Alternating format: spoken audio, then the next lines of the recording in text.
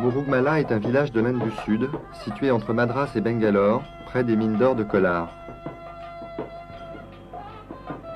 Murugmala veut dire la colline des bêtes sauvages.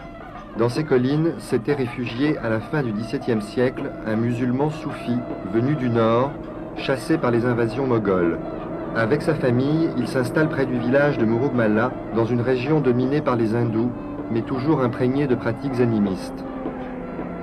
À sa mort, on en fait un saint et on l'enterre avec sa famille près du village, dans un lieu appelé le Dargah. Ce Dargah est devenu lieu de pèlerinage.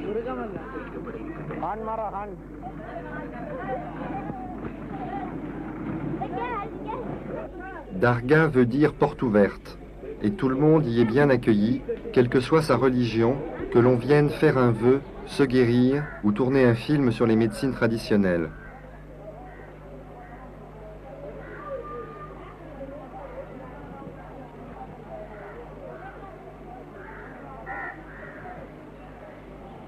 Venus de tout le sud de l'Inde, des villages comme des grandes villes, les arrivants s'installent dans le cimetière qui entoure le Dargah, où ils campent durant leur séjour.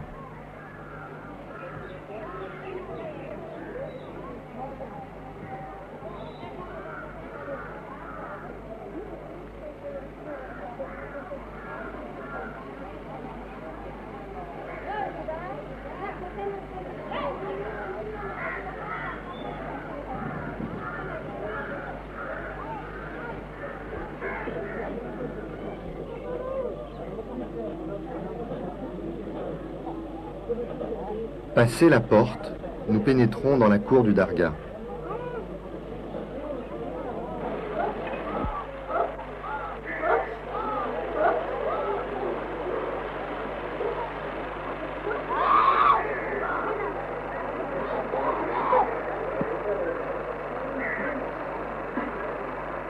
Cette femme est possédée par un démon. Plusieurs fois par jour, elle entre en transe, elle tourne, elle fait le tawaf.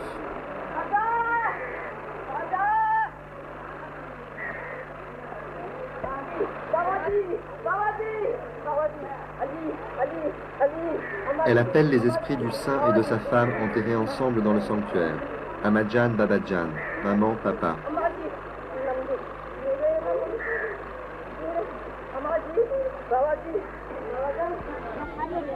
Un peu plus loin, nous rencontrons Iman Saab, que son père a amené la veille, très agité, et que l'on laisse seul.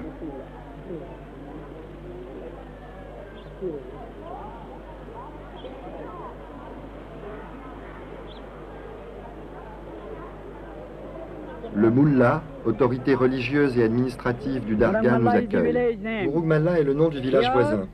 Ici, toutes les maladies incurables sont guéries. En fait, ça n'est pas principalement un Dargah, mais un très très grand hôpital, où les malades incurables guérissent. Et vous serez étonné d'apprendre que des opérations ont lieu, spirituellement.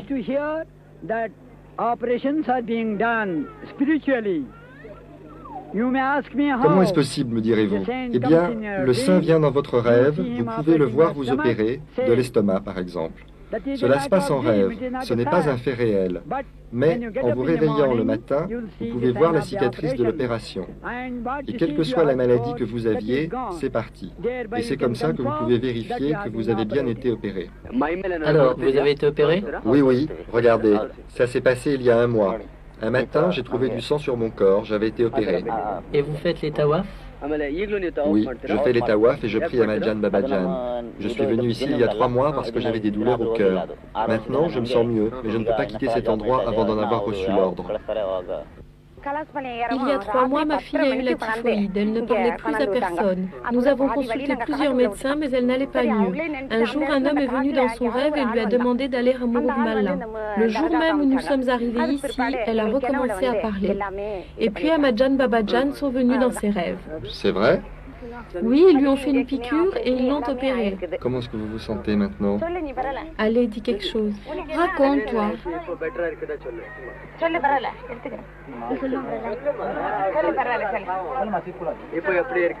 C'est moyen, ça peut aller. Elle n'a plus aucun problème, elle est juste fatiguée. De quoi souffrez-vous? Depuis un mois, j'avais une diarrhée continuelle. Je ne pouvais plus manger, j'avais mal à l'estomac et je vomissais. J'étais très fatiguée, il n'y avait plus beaucoup de sang dans mon corps. Pendant environ un mois, j'ai pris des médicaments prescrits par un médecin, mais ça n'allait pas mieux.